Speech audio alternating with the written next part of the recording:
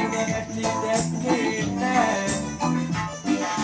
සමනයෝ සමනලියෝ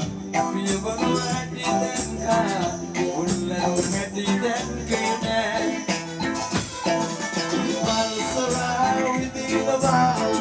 නමුදෙනා කිව්වාට උදාම මට විද්දේ